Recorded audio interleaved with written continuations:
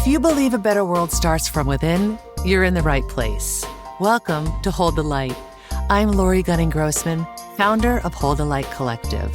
This is a special series, a guided exploration of the Freedom Transmissions, a spiritual book about building a strong inner foundation so you can show up more authentically in your life and in the world.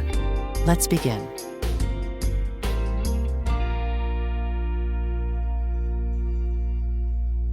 The Three Strands of the Braid of the Holy Trinity, Part 2, pages 363 to 376. In this episode, we continue exploring the spiritual concept of the Trinity of Light and the Shadow Trinity. To note, this is an exploration, not a pursuit of mastery. The journey is one of continuous unbraiding from fear and judgment while reweaving into love, wisdom, and freedom. In this chapter, we're offered insights into the power of redemption, the significance of shared burdens, and the ultimate liberation found in embracing divine will. True peace is not achieved through external validation, but through deep spiritual work. It involves shedding old beliefs that no longer serve us and embracing a life of love and joy. Through the three key principles of repentance, atonement, and redemption, we are provided with a framework for finding inner peace and freedom. This is the Three Strands of the Braid of the Holy Trinity, Part 2.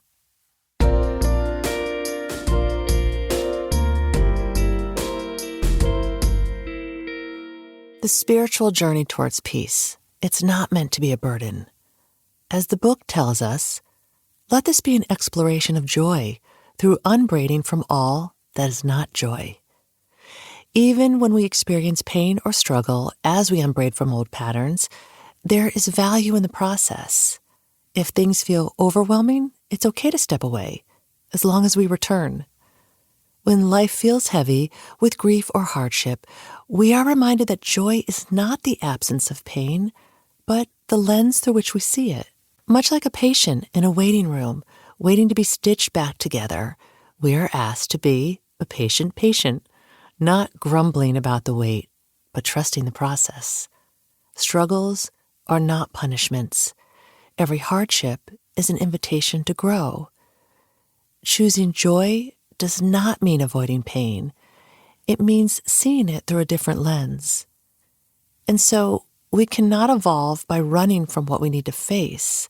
We learn salvation requires love, and love requires consciousness and courage as you evolve into your fully realized adult Yeshua self.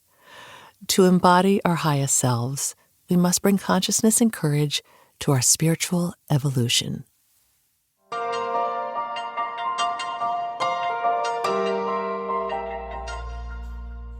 In this chapter, Yeshua shares a story about a man named Simon who shared one of Yeshua's burdens with him. Essentially, the story goes like this. As Yeshua was carrying his cross, it was getting too heavy for him to carry alone, and he fell to the ground. He prayed for a miracle to help him get back up, and that miracle came in the form of a man named Simon. Simon stepped forward to share in the burden of carrying the cross with Yeshua. As it says in this offering, this was a pinnacle moment inherent to the resurrection that so few ever focus on. Yeshua needed Simon, and Simon needed him. In carrying Yeshua's burden, Simon unknowingly set down his own. He found the Yeshua within himself that day. Simon said yes to service without needing to understand what it meant. And just as Simon played a crucial role in the fulfillment of the resurrection, we too uplift one another in moments of need. And here's what we learn through this story. Service is not just an act of giving, it's a sacred exchange. In carrying another's burden, we lighten our own. In offering love, we receive it in return. Divinity is not found in isolation, but in co-creation. This is a fundamental spiritual principle. As it says in the book, Creator serves creation, creation serves Creator. Dreamer serves dreaming, dreaming serves dreamer. So When we endlessly ask, "What is my purpose and service, Yeshua?" Yeshua says, "Simple Simon, your essence and passion can sometimes find you in the most unexpected of ways." Our acts of service don't need to be grand. The book reminds us what makes service grand is not what and how much we do, but rather the love, humility, and compassion we bring to it. Even the smallest acts of kindness are the deepest miracles to the divine. Now we get to the third strand of the Trinity of Light. As we have learned, repentance is the power of unburdening, atonement is the power of service through joy, and redemption is the power of renewal. Redemption is the freedom that comes when faith and forgiveness are fully realized. It is the resurrection of our presence, our worth, and our Yeshua self. But redemption, it's not an obligation, it's an invitation. It is a choice. Divine grace is ever present, but we must choose to receive it. The book tells us, the divine is not the gatekeeper to freedom. You are. No one else can free you, but you must choose to forgive and liberate yourself. To redeem one's life is to acknowledge mistakes without being defined by them. It is not just about being saved. It's about stepping fully into joy and divine purpose. We learn that redemption is not meant to be solemn. It is a celebration. So, be sure to read the Redemption Prayer on page 371 so you can move through that prayer on your own.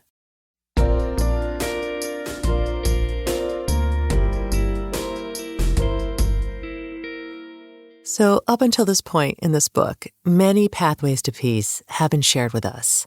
Realigning the mind, bringing light into the void, setting down burdens, and aligning our will with the divine.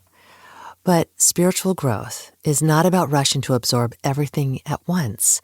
Evolution is a path of mastery, one that unfolds over years and lifetimes. Instead of trying to master every teaching, we are encouraged to choose one that resonates, sit with it, and let it transform us. The text says, even one transmission, one word or breath within it, carries all the energy needed for the whole of your enlightenment. Growth happens in cycles. Each time we return to a teaching, a new layer of wisdom is revealed, because from moment to moment, we are new. As the book reminds us, Yeshua speaks to us differently in exactly the way we need at that moment. True mastery is not about external achievements. It is about becoming more aligned with love, truth, and peace. You are coming to mastery, but you are a master of none but self. Each day we embody truth, peace, and love. We learn that we become the essence, emergence, and expression of the divine Trinity of Light in the world. The path is not about reaching a final destination. It is about honoring the journey. And when we surrender to divine wisdom and embrace our role as light holders, we step into the essence of true mastery, the art of simply being.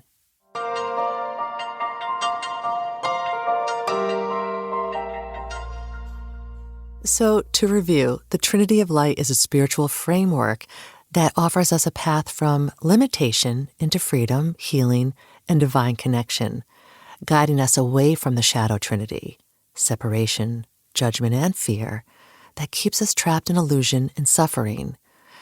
When we choose to embrace faith over fear, service over isolation, and joy over judgment, we step into a life of love, wisdom, and peace. Through repentance, atonement, and redemption, we realign with love and awaken the peace that has always lived within us.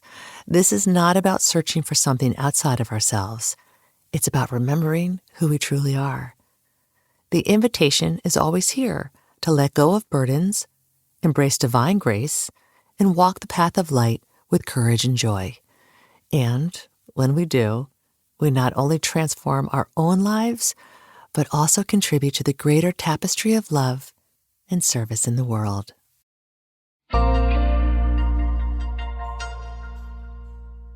Here's your focus until the next episode.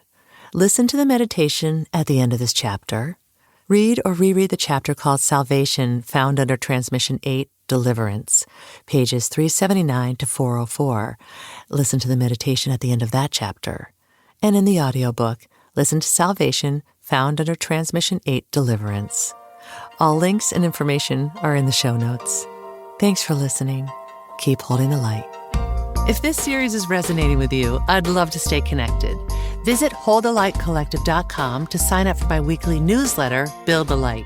It's where I share good news for the soul, plus my latest events and offerings. All links are in the show notes.